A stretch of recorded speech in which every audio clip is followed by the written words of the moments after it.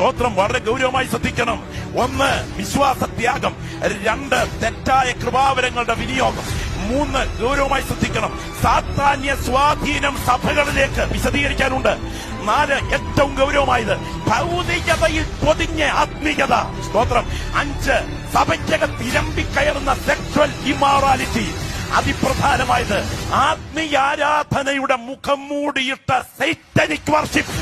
വളരെ വിശദീകരിക്കേണ്ടതുണ്ട്. ജഡാസക്തിയെ കത്തിജ്വലിപ്പിക്കുന്ന ഉണർവുകൾ ഏതൊക്കെയായാലും അത് ഇലക്ട്രോണിക്സ് വിപ്ലവമാണ് എന്ന് വിശ്വസിക്കുന്നവരാണ് കൃപ പ്രാപിച്ച ദൈവമക്കൾ. ദൈവത്തിന് സ്തോത്രം. ഒന്നുകൂടെ ഞാൻ പറയാം, ഇലക്ട്രോണിക്സ് മാസ് ഹിപ്നോട്ടിസമല്ല സഭയ്ക്കകത്ത് നടക്കേണ്ടത്. ആരാധന കഴിയുമ്പോൾ കരഞ്ഞെഴുന്നേൽക്കത്തക്ക വിധം സഭയ്ക്കകത്ത് ദൈവശക്തി വ്യാപരിക്കണം. അങ്ങനെയാണെങ്കിൽ ഭൗതികതയെ അത് പൊതിഞ്ഞുകൊണ്ടുള്ള ആത്മീയത ഉയർന്നിരിക്കുന്നു. പരിഹാസികൾ സഭയ്ക്കകത്ത് എഴുന്നേൽക്കുന്നു. പരിഹാസികൾ സകല ആപ്പും ഇന്ന് കൈകാര്യം ചെയ്ത് ദൈവസഭയ്ക്ക് ആപ്പ് വെക്കുന്നത് മുഴുവൻ പുറത്തുള്ളവരല്ല, സഭയ്ക്കകത്തുള്ളവരാണ്. ഓർക്കുക, പരിഹാസികൾ സഭയ്ക്കകത്ത് എഴുന്നേറ്റിരിക്കുന്നു.